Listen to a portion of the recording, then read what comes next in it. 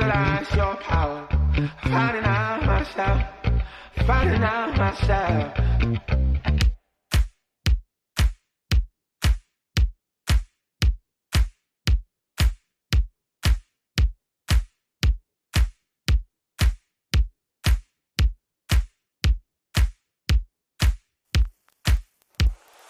Go where you wanna go. Do what you're gonna do. Do what you wanna do. Go where you wanna go. Get on with it. Come on, get on with it. Come on, get on with it. Come on, get on with it.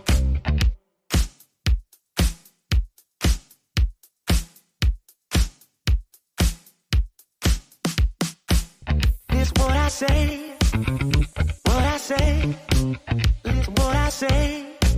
Listen what I say. Listen what I say. What I say. Get on with it. Come on, get on with it. I go left, you go right. Lift it up. Dance all night. I go left, you go right. Lift it up. Dance all night. I go left, you go right. Lift it up. Dance all night. I go left, you go right. Baby, you're gonna be mine. Baby, you looking so fine. Baby, you gonna be mine. Baby, you looking so fine. Baby, you're gonna be mine. Hi, and welcome to Infinity Diamond Club's Black History Month celebration. I am your host for tonight, Priscilla Ross, and we are so glad to have you joining us on tonight. Tonight, our topic is the culture, Black magic, and we have some amazing special guests with us on tonight that I'm excited to introduce to you. We have author and filmmaker Chandra Bornax-Payne. She is originally from Brooklyn, New York. Then she lived in Virginia for a while as a teen, and she now resides in North Carolina. She is an indie filmmaker who writes, directs, and produces films. Welcome, Chandra. Hi, Priscilla, and thank you for having me. I'm excited to be here. Yes. Thank you for joining us on tonight. Our next guest is artist Tajma Allison, who is from Charlotte, North Carolina. She is a passionate self-taught artist who is enjoying the evolution of her creative self. Tajma is also a certified yoga instructor and certified Reiki Level 2 practitioner. Welcome tonight, Tajma. So glad to have you. Greetings and welcome, and thank you, Priscilla, for having me. It's an honor. Thank you. I am so excited to be with you both on tonight, ladies, as we talk about the culture, Black magic. We're going to be focusing on the arts, and we're looking forward to having an insightful and transformative conversation as we celebrate Black History Month. So, Chandra, I'm going to start with you. You submitted a personal quote that says, if you are always trying to be normal, you will never know how amazing you can be. Can you share with us the reason this quote resonates with you? Sure. Growing up as an artist, I didn't know I was an artist, growing up, but I know that now. But growing up as a child, I was weird. I'm just going to tell the truth. I was a weird kid. I was a writer. And a lot of times us as writers, we're introverts. And I still am an introvert to a certain degree. So I was this little weird introvert that would sit and write poetry. And I grew up in the hood in Brooklyn. So I'm in the projects writing poetry and dreaming of becoming a director and writing short stories. Nobody else was really down with that, So I stayed to myself a lot. I was a quiet kid with a couple of friends. And as I got older as a teen, it started messing with my self-esteem a little bit. And I thank God for my father, who would always tell me, Mommy, you're not weird. He's like, why would you want to be like everybody else? Like, thank God that you are different, right? It's okay to be different. And so as an adult, as I grew into a woman, I learned to embrace that. So that's why that quote resonated with me so much. Good, good. Thank you so much for sharing that. Also, Taj, I wanted to ask you, from a young age, did you know that you were being drawn to the arts, or is it something that you developed over time? It was definitely something that I felt like I was born with. Mm-hmm. I mean, I was always drawn to the arts. As a matter of fact, I can remember when I was in grade school, and I'm pretty sure a lot of artists have this very same familiar story, being in the classroom. And instead of, focusing on what the teacher's saying or doing, we're looking out the window, we're looking at the birds, the Mm-hmm. trees, we're doodling in the notebook. As a matter of fact, I remember being in arts class, probably in like the third or fifth grade, and just feeling like I was at home. Like none of the other subjects resonated with me. Math, science, none of that stuff. But when I was in art class, I just Mm-hmm. lit up. My spirit lit up. Mm. And so I've just always been drawn to the arts. So I think it's definitely something that it's just been a part of me. Yeah. Mm-hmm. For Mm-hmm. sure. Good, good. I wanted to ask you, as you know, we're talking about the culture, Black magic. What does Black culture mean to you? And I'll start with Taj. Yes, Black culture. For me, Black culture means everything. It means the beginning. It means everything that I feel like is, how do I say this? It's just who we are inherently. Black culture Mm-hmm. is, um, Mm-hmm. Black culture is something that even though as Black people, we have been denied of our Mm-hmm. culture, um, almost stripped away from our culture, um, taken out of our homeland, Yes. something that's in our DNA, Mm-hmm. it's inherent, and it's just natural. Mm-hmm. It's something Mm-hmm. obviously that is imitated, studied, Mm-hmm. duplicated, but for us, it just comes naturally. I Mm-hmm. think it's the standard. I think Black culture is the standard for Mm-hmm. almost any and everything else. Uh, Oh, that's good. Uh-huh. It's the standard. I like that because as you said, it just comes natural. Like mhm. I think we are creative beings. And we put, like when they're cooking and they put in a little this and a little that, and they can never tell us, well, it's this amount, this amount. It's just a culture Right. that just takes on a flavor and a soul of its own, and it comes out in music, it comes out in visual arts, it comes out in film, it comes out in poetry, and it's a beautiful thing. And I think I had asked the question, is it something that you believe changes like from generation to generation? Does it evolve, or is there a single thread that moves throughout the Black culture? Everybody puts their little 2 cents in, but it's a thread that just weaves and connects us. I think it is something that definitely does change. Um, Mm-hmm. like I said before, I think it's something that we are just inherently within us. How Mm-hmm. with each generation, I feel like we learn from the generations past. I think that um, we experience our own individuality. Mm-hmm. And I feel like with technology and our current, events in society, that sort of thing, that all influences us. And then, of course, the fact that we're always learning, we're evolving as a people. We have our history, Yes. present, and then we're always looking for future. How can we evolve? Mm-hmm. Can we get better? How can we make it, more than it currently is? So I think it's definitely something that's always evolving. Good, good, good. Chandra, I want to ask you that same question as well. What does Black culture mean to you? And I know you say you grew up in Brooklyn. So what did the culture feel like and to you then and now?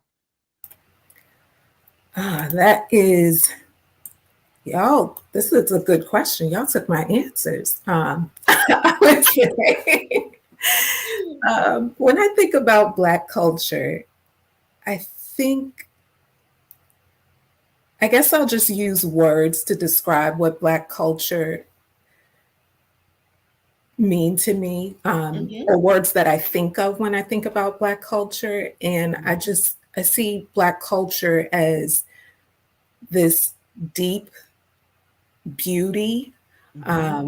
There's so much depth in Black culture. Like Taj said, there's just something that is naturally, inherently in us already.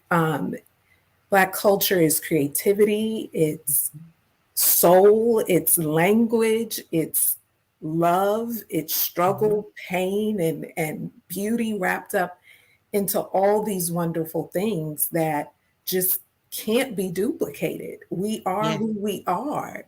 And I love it. I mean, look, it can't get no better. It can't get no better. I know that's right. It's like a good gumbo. Yes. Yes. Good. That is great. I want to ask you, ladies, are there any artists that inspired you and the art that you create? Taj? Okay. Yes, for sure. Absolutely.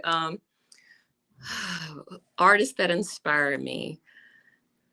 When I think about that question, honestly, as far as the artist and what they create, it was kind of hard for me to think about who was my favorite. And what I mean by that is a lot of the artists that inspire me, I'm more so inspired by the spirit of the artist, if that makes sense. For example, I can think about Nina Simone and the energy that she has as an activist, or has because she's an ancestor. She has as an activist, a songwriter, just all the many arts, that she explored in her lifetime.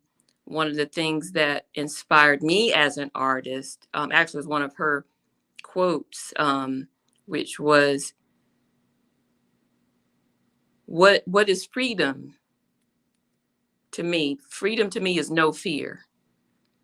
Okay. And so when I am inspired by art, I think about the beauty of the freedom of the artists that I resonate with. For example, Jean-Michel Basquiat, he was such a free spirit. He was a free soul, and he expressed himself with such freedom. Another one of my favorite artists actually happens to be a photographer, Ansel Adams, who was a landscape photographer. And he was, back in the day, I can't remember the time frame, maybe like 1920s-ish. He was just going around taking pictures of mountains and plants, and he was just kind of like revolutionary in his own way, because he was saying, okay, this is what I like. This is and he wasn't affected by what people thought, for example, as such as for, some of the other artists. Also, I can say what inspires me, who inspires me as an artist, is me. Like, I inspire myself. Yes, that's right. I'm inspired by my story, Yes. my emotions, my experiences throughout my life. So a lot of, my work that I do, I see like my emotions coming out. Mm-hmm. And so that's also inspiring. So, yeah. Well, good, good, good. Chandra, do you have any artists who inspired you in being an author or filmmaker? Mhm. Okay. You know, I love my girl, Ava DuVernay. This Yes. conversation wouldn't be this conversation without mentioning her name. That woman Yes. is just, she she knocked the door down. Mm-hmm. She is such an inspiration to me to see a woman that looks like me doing the things that she does. When I first started getting into filmmaking, I was always told, you probably should stick with one niche, you know, whether that's thrillers or drama, whatever it was. Mm-hmm. And I don't believe in that because That's I believe in good. a higher power. And God said, I gave you this talent, whether Mm-hmm. it's a documentary like my first film, A Silent Enemy, or whether it's a comedy like my second film. Mm-hmm. So I admire that in her, that she can do documentaries, she can do a fantasy film the next year. And it's just, she's constantly evolving. And I'm Yes. just amazed at how God just placed all this creativity in her. And it's inspiring to others who, like myself, other artists who desire to do that at that Mm-hmm. level. Mm-hmm. Yes, to not be boxed in that you can only do docs or that you can only do comedies or Yeah. one of my favorite genres is horror. You can only do horror movies, but you can spread your creativity around and just keep evolving your art. And I think that's a great thing. Yeah, so good. She is amazing. I hate when Queen Sugar ended, but it ended I so know. good. Yeah, so good, so good. Um, Taj, I, went and looked on your website and I got a couple of your pieces. So we're gonna show about 4 pieces, and I'd like for you to speak to them as to what moved you when you were creating these. So let's look at your first piece of art. Mm. Peace comes from within, not without. Yes, yes. Actually, this particular piece, it was actually, where was this? It was a like a pop-up mural um, venue where people could just come and go and just paint. And so I just happened to have some paint in my car. And me and a friend of mine, we went out there and I was like, oh my gosh, they're letting us just paint freely for like, And so we went out there. It was hot. It was summer. and so and so I'm inspired by nature. I love Mhm. Black woman. And so I said, you know what? And actually I think I was going through something emotionally, at that particular time. And so I said, I'm just going to take this time as a meditation, a relief um, Mhm. for that particular energy that I was in at the particular time. And so that particular phrase that I painted, um, peace comes within, not without. It was almost like I was reminding myself, Mhm. like, because a lot of times we look for exterior sources to Yes. validate us and give us love. And I think I was in like a transitional space. Mhm. So if you see at the very, I think on her shoulder is like a power fist. Yes. And so Mhm. it was just a way it was like a therapeutic way of just expressing myself and a reminder giving myself affirmations. And also because this particular community that we were in, it's considered a low income Black community. Mm-hmm. Wanted to give that particular area a sense of hope and Yes. positive image and a positive message. So that's just what that was at that particular time.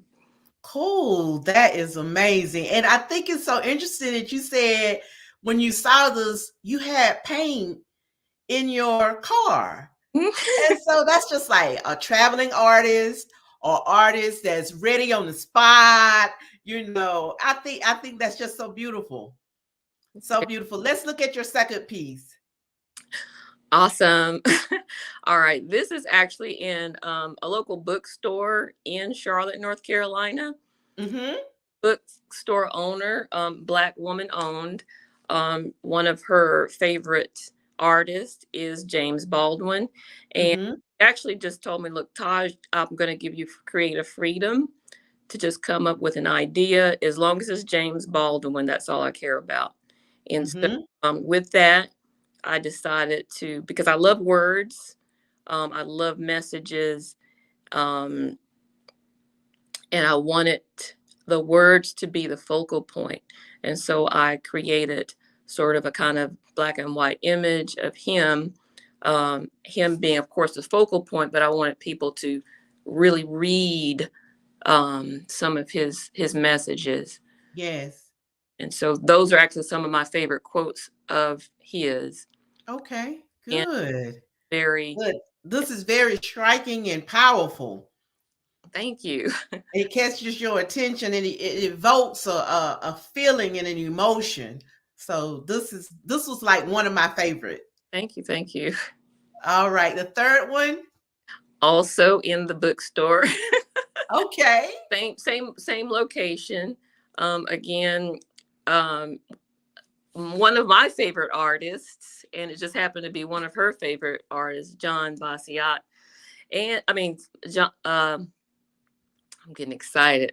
Michelle. Art excites you. Yes. She just said, "Hey, do whatever you want to do, Taj." And I said, "Okay." So this was actually kind of mid progress process. Again, I wanted to create an image, obviously, of him, but I also wanted to include a message that was positive and giving hope and strength to us. I wanted Black people to come into that bookstore and see a Black person with Black power. I think the image says, the quote says, "I'm not a real person, I'm a legend." He was a legend. Yes. Oh my gosh. And he was an amazing artist. And unfortunately, with a lot of the artists, their lives are very short-lived, but he made a very, very powerful impact in a very short amount of time. And, I was very, very happy to be able to have creative anyway, I'm just glad I was able to do that. Yes, yes. Yeah. That's good. All right, and we have one more. Oh, that's my power fist. My power fist.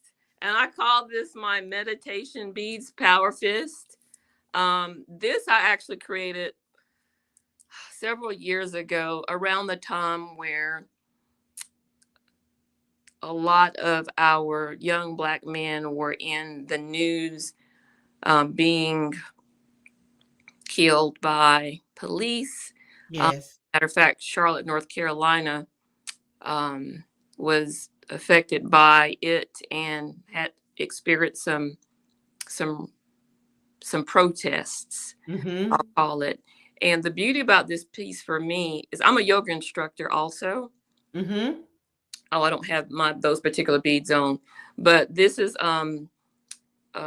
prayer beads that you can, a lot of times when we are, meditating, we just kind of, count them. There's usually 108 beads, and we can create mantras where we repeat affirmations, that sort of thing. This is actually my fist. And Oh, that's your fist. I'm going to tell you something about this. Uh-huh. What's it's almost like a self-portrait, a powerful self-portrait. Let me see if I can put my fist up here. This is my fist. Uh-huh. And I don't know if you noticed, but this particular finger, this is my ring finger. Uh-huh. It doesn't bend completely. Okay. And so if you'll notice on that picture, that finger is a little bit longer than all the others. Yes. And so for me, what this represents is because this is a broken finger that I experienced during some childhood trauma abuse in my household. My father was very abusive. And of course that affected me, and it still affects me to this day. But I feel like I'm a very strong and powerful and forward moving person, Yes. in spite of the abuse that I experienced. So to me, it symbolizes resilience, going through, and instead of being stuck in whatever we feel like might be a bad experience. We're all human beings that have choices. And so Yes. no matter what we go through, we can choose to allow that to ruin us, destroy us, or we can choose to use those particular things as building blocks, stepping stones to move forward and get through those things. And so I was just kind of thinking about all those things at that time. Yes. That is very powerful, how you took something that had happened to you on a personal level and you depicted it in your art, using your own body. You know, that is great. Oh, powerful. You know, I'm just loving this. You know, I have a thing for the arts anyway. I'm going in museums, looking at art and everything. So I enjoy it. There is a saying, ladies, that says creativity takes courage. How did you get the courage to become an artist and open yourself up to allow people to see and experience your art? And I'm going to ask this, ask this Chandra. How did you get the courage? I know you're an author of your first book, You Go Girl. And so I wanted to ask you, what gave you the courage to write this book, and show vulnerability and know that people were going to read your innermost thoughts and feelings? God. I'm a Christian woman, so you will hear me constantly talk about God, God, God, God, God. But it's true, God. I had a neck injury and I wasn't working for almost a year. I had a slip disc in my neck and I had nothing to do all day but watch TV and write. And so I was, struggling at that point with, okay, I can't really work. What else am I going to do? So I decided to journal. I hadn't journaled in years. And I was journaling about depression, some of the things that I had gone through as a child. And after a couple of months, I just heard this still small voice that was like, you've always wanted to write a book. This is your first book. And I'm like, no, we're not about to do this, because I'm talking about drinking by myself. I'm talking about all kinds of things. And I don't want the world to know this. I was this buttoned up corporate America chick. And I'm like, people see me one way. Now they're going to find out I was depressed and drinking at home by myself every day. I don't want to talk about this.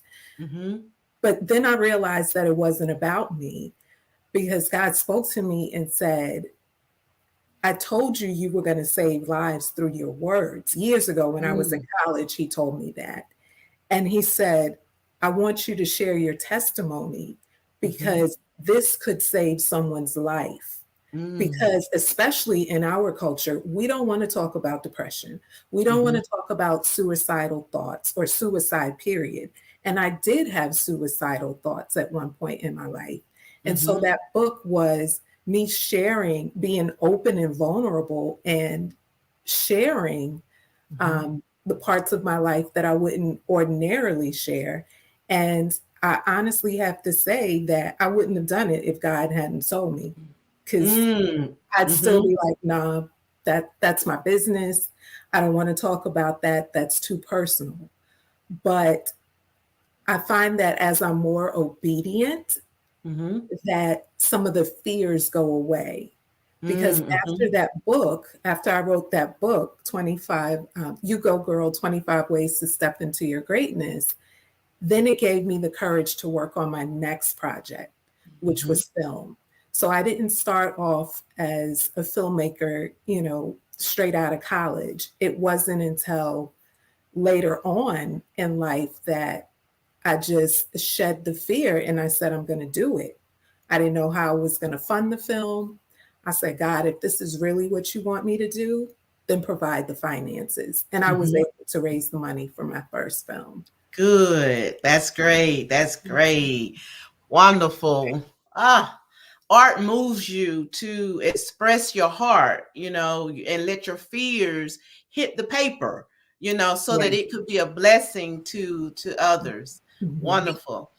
Taj, let me ask you this. How important is it for Black people to tell our stories through the various mediums of art, of film, of music, poetry?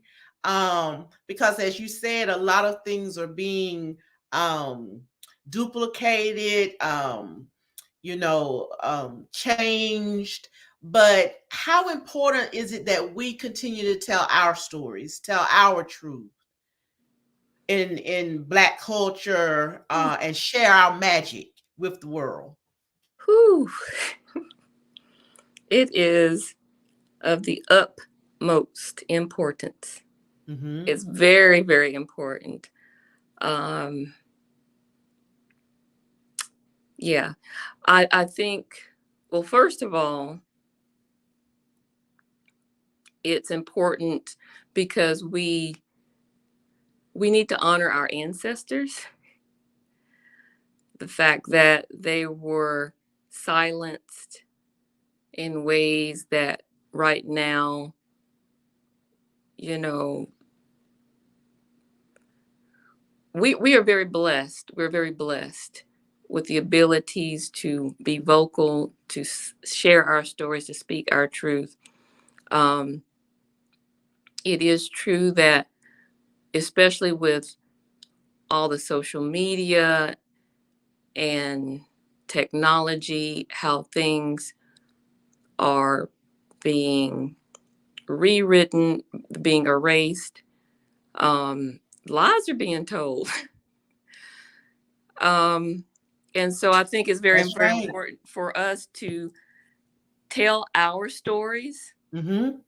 what's happening with us. I think it's important for us to talk about the stories of our mothers and our fathers and our grandmothers and our Mm-hmm. grandfathers, that oral records that we have been handed down. I think that we should write. Yes. I think on, like literally pen to paper, Mm-hmm. pen to journal. I think that we need to create videos. Mm-hmm. I think we need to take pictures, unedited, unfiltered, no Photoshop, like Real. real stories. I think that we need to gather. Mm-hmm. I think that we need to talk to one another and Yes. share our stories. Um, because for a very, very long time,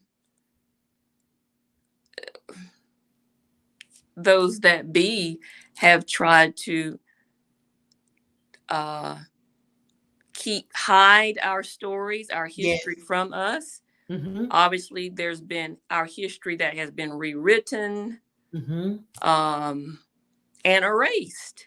Yes. And so I think it's very important that we read Mm-hmm. read autobiographies, about real people, real artists, real activists, to get knowledge, about where we came from. Because that's what's going to give us power. The power to, first of all, be confident in who we are as a people, and to have the confidence to own who we are, be authentic in our being, and to document our stories and pass it on to the generations in the future. Because honestly, for me, I feel like the way things are going, especially with, the TikToks and the, all that stuff. Yes. It's kind of scary about what a couple generations from now, what they're going to look and view and see and think that, okay, this is reality. Because it's, it's not. Yes. We're living an illusion right now, like a whole big freaking illusion. That's right. That's right. And so I have a book collection that I cherish. I feel like we need to read, like I said, autobiographies, the Assata Shakurs and the Malcolms and the we just need to gather. Yes. We need to know where we come from. We need to honor ourselves. We need to tell our stories, what's happening with us. We need to, again, relay the stories of our mothers and our grandmothers and our grandfathers. And we need to take it and relay that to the future generations. Because right now, the way things are going, if it stays in this direction, like there is no truth. There is no truth. Yes, so a lot will be lost. Yes, a lot will be lost, and we can't afford that as a people, and as a culture for our history to be lost, because it's coming in so many different. It's being chipped away at, with everything that's going on. It's like it's being diluted and erased, as you say, and it would behoove us to make sure that we continue those stories, and say to take notes, to use the oral history, as a way to keep our stories alive, and it's no shame. And I think, a lot of times when, I'm looking back, my son is a lover of history. I remember having to take him probably at 4 years old. He was in love with Dr. King. So I took him down to Atlanta so he could see, some of the history of Dr. King. But he has had to tell me some things about my grandmother, my big mama. And I'm looking at him like, how did you know that? And he was like, I got it from your mama, grandmama. And I was like, what? Because she never shared that with me about her mom. And so I was like, well, how did she tell you? And you know what he said? I asked. Yes. And I'm like, you ask, where sometimes in generations you feel like they don't want to talk about certain things. They don't want to tell certain stories. But I guess, he just extra nosy. He gonna ask, like, tell me about your mama. And, because he said for him, he didn't believe the history of our family started, right where I knew it did. He said, no, it has to go further back. And grandmama knows. So I'm going to ask about great grandmama. Yes. But that is, he educating me. Because the history and the stories of our family, it matters to him. And I think that is something that we have to continue to share with the generations. Yes. Let me also ask you, Edgar Degas says that art is not what you see, but what you make others see. So, Chandra, I would like to ask you, what did you want others to see as it related to your film, A Silent Enemy? Sure. A Silent Enemy is a feature length documentary about domestic violence in the African American community. And as a filmmaker, one of the things that I love highlighting are my people. I Mm, love telling stories about the African American community and experience. And although domestic violence isn't a topic that, you know, is a popular topic, it's something that definitely needs to be discussed. So many of us, I know as a child growing up, I saw domestic violence, not physical mhm, violence, but I saw it and didn't know that it was domestic violence. mhm, And so I thought about all the children growing up in, in families that are seeing domestic violence, thinking that it's normal. I'm mhm, thinking about, the teenage girl and boy that are just starting out, getting into intimate relationships, that think mhm, it's cute for someone to be controlling over them, mhm. calling them 50 times, oh, girl, he just calls me so much because he loves me and he wants to make sure I'm okay. No, boo, that's control. Don't call me Mhm. 50 times because you will get dial tone. So I'm just saying. When But but young people have to learn that. I could imagine myself. Oh, just love me. right, But because you think that constant need for attention, yeah, or connection is uh-huh, love, but it's control because it 50 is. times, and that's Mhm. excessive. Very Yes. excessive. Mm-hmm. And it's not something that we talk about. And so I wanted to start a conversation about domestic violence. It I wanted to create a space where people felt comfortable discussing it. And Mm-hmm. also with the film, I'm educating people about Mm-hmm. what it looks like.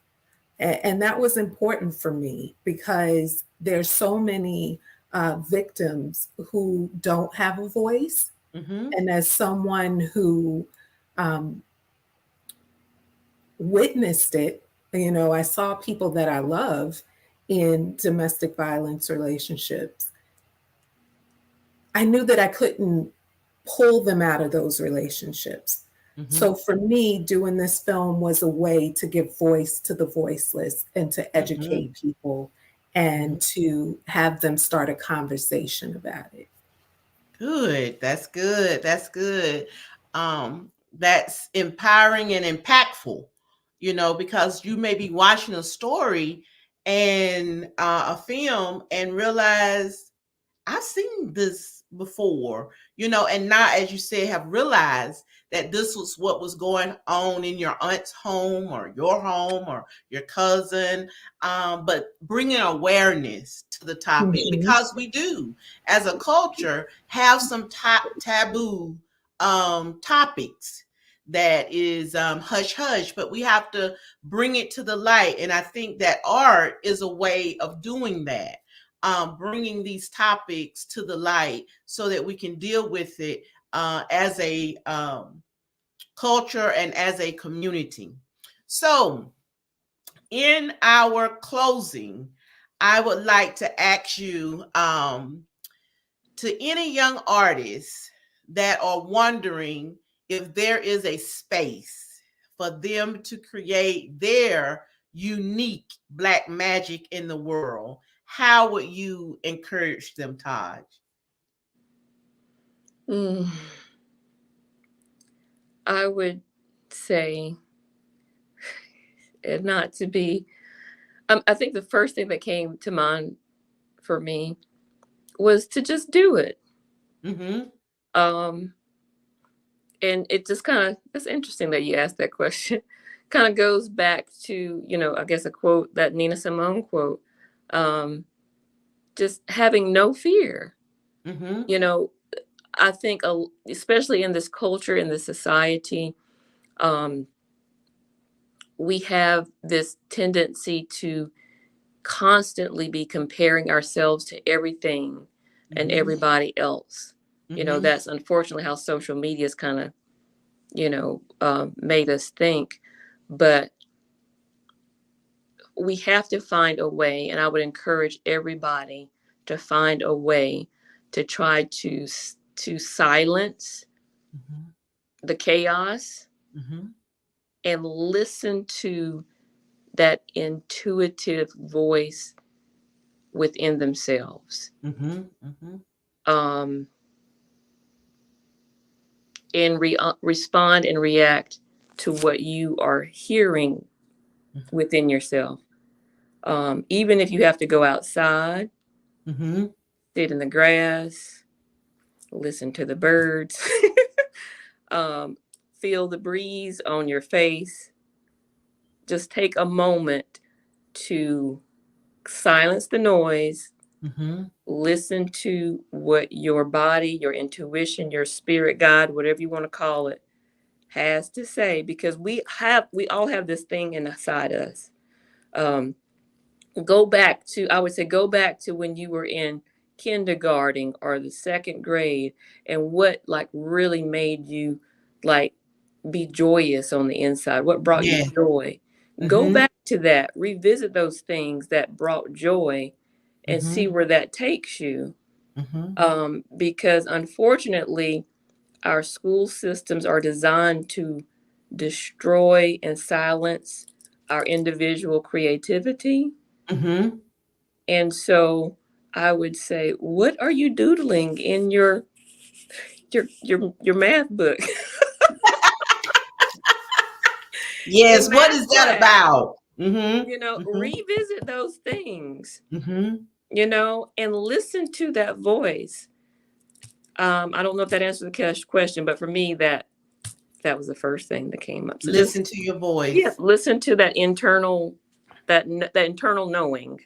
It was a question that, as you were talking, that just came up to me, and I'm going to ask you that too, Chandra. But do you think that, I know like you're a visual artist, which you never know, I may have that talent, who knows? But and you're a filmmaker, Chandra. Do you think that we all are artists, in some way, form, or fashion, and that we all have the ability to create, that it just comes out in different ways? Because some people will be like, man, I wish I could paint like that, but you may create with your words, through poetry, or you may create in the way you organize, or the way you plan, and that is how you are a creative being. So would you say that creativity really does lie in all of us? It's just how we tap into it. Todd? Okay. Absolutely, yes. We are all creatives.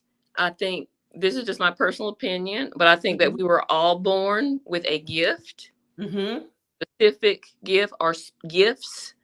I think it's just a one linear thing. I think we have things that we are inherently born to do. Obviously, if you study things and you evolve, you're exposed to different things. You might tend to veer towards certain things based on your particular exposure, which, brings up another point.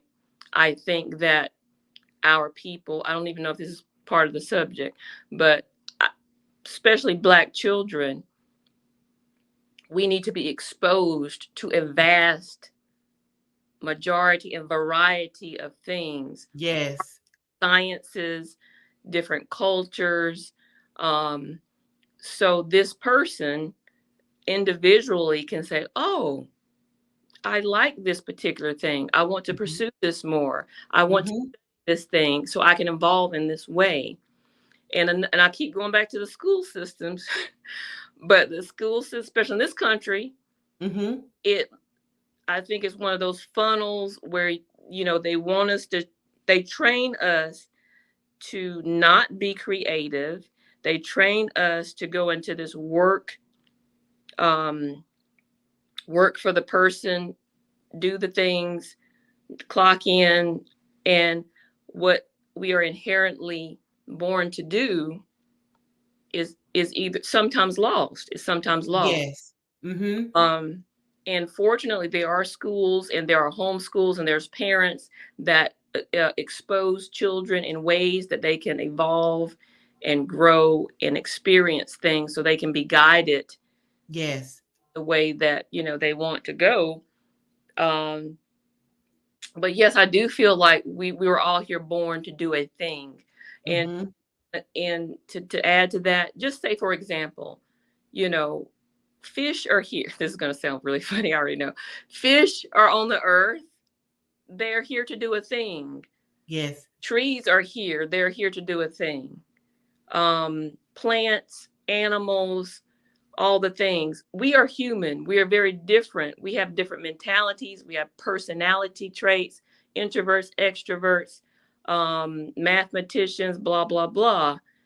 If we were allowed to do things that were in our souls, first of all, this world, this country would be so more balanced. Yes. Okay. Yes. And that's just how nature is. We are naturally born to be, first of all, born to have different talents, gifts, to enjoy certain things or not, because there's so many things to do on this earth. Yes. There's so many. You don't have to be limited. I mean, just think of we are funneled to do the same thing. All the people do the same thing. That's why we're out of balance as a country, as a people, as a human. But if we were allowed to express ourselves and evolve ourselves in the way that we were born into this space to be, balance. So I'm just going to end that there. I think that answered the question. Yes. That is good.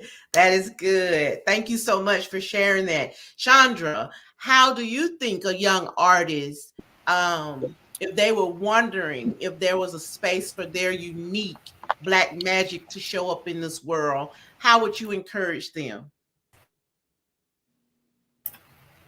I would say, I would echo some of the things that Taj said. Just do it. That is some advice my husband gave me years ago. I was walking around the house having a pity party, talking about some show I had seen on TV. And I was like, honey, you remember I wrote something similar years ago, but I was too afraid. I didn't know who to pitch it to. And of course, sometimes men just have those few quick answers, but he was like, so what's the problem? Just do it. What are you waiting on? And it was so profound to me. I was like, wow, I can do it. What am I waiting on? Yes. And so I echo that. Just do it. Sometimes we are so, and stay in your own lane, because sometimes we are so busy looking at what, someone else is doing, what Priscilla is doing, what Taj is doing. And we have to stay focused on what it is that we are supposed to be doing. Like Taj said, we all have gifts. And I believe that we are all born with gifts. Your gift may be different than mine, but we are all born with gifts. And we're supposed to, those gifts are to be given back to others. My work as a filmmaker is not for me to sit and watch. How egotistical would that be for me to just sit and watch my own films? I am giving a voice to the voiceless. And my documentary films are, I'm inspired by the racial climate, political climate. And that's how I come up with ideas for that. It's not because I just want to talk. No, I already told you I'm an introvert. So I truly believe that the gifts we have, we're not supposed to just hold on to them and be selfish, that we're supposed to use our gifts to give back to others, whether that's to educate, inspire, to show someone else that, hey, you know what? If Chandra became a filmmaker after age so and so, then I can do it too. You can do it too. Yeah, whether it's painting or poetry or whatever your gift is and your purpose. I believe that we should just do it and stop listening to that inner voice that's telling us you can't do it, you're not good enough. There are 50 other people out there doing the same thing, but they can't do it like you. Like you. That's right. You talked about recipes, and I was sitting here laughing to myself because sometimes I'll call my mom for a recipe and I'll be like, Mommy, how do I cook so and so? I don't know. Just put a little bit of this, a little bit of that. But is that 2 teaspoons? I want to make it exactly like yours, Mommy, because yours is good. So do you use 2 teaspoons of pepper? What are you putting in it? I just taste it, as I'm going along. I can't tell you a recipe. And it's the same thing. We each have our own little secret sauce, that little spunk, that little, that we've got, that little special something. That's soul. Yes. And we just need to share it with the world. And don't worry about if you're a weirdo, because weirdos rule. Like, yes. That's good. That is good. Thank you. Thank you. Before we go, I wanted to know if there are any special projects or events or speaking engagements that any of you have that's coming up soon that you'd like to share, or anywhere people can find your art and get in touch with you. Taj? Okay. I'm like, who goes first? Waiting my turn. Okay. So yes, absolutely. Of course, again, my name is Tajma Allison, artist, yoga instructor, wellness practitioner. I'm certified Reiki practitioner. And so my website is www.theartoftaj.com. So Okay. TheArtoftaj.com. And when you go there, it's kind of like an information page, kind of like a landing page, but it does have some of my art featured, some of my wellness offerings, and there'll be a pop-up box that you can enter your email address. I do have a solo show coming up this spring, 2023. And I also have a women's wellness retreat spring as well. So if you go to the website, you can either put your information on that pop-up box, or there's a contact page, say, hey, I'm interested in this, the art or the wellness retreat. And then I will actually be sending information about both of those soon. So good. Thank you. All right, Chandra, do you have any projects coming up? I am working on a comedy right now, and I can't give a date on when that will be done because that's going to take several months for me to finish. But I am working on a comedy, sort of like Friday meets Meet the Parents. Okay. Because what a lot of people don't know about me, except if you know me personally, I do have a little comedic side. I come across as very serious and professional, but there's a little goofy side to me. So I'm in the process of writing a feature comedy. And if you like any information about, or just to get in contact with me, you can visit my website at www.asileenemy.com. That's www.asileenemy.com. And that is the website for my documentary, A Silent Enemy. There's also a contact page on there. So if you'd like to get in contact with me for any reason, you can get in contact with me through that page. Also, if you're interested in doing a private screening, because I do private screenings for the film, you Mhm. could contact me through that page as well. Okay, well, great. Wonderful, wonderful.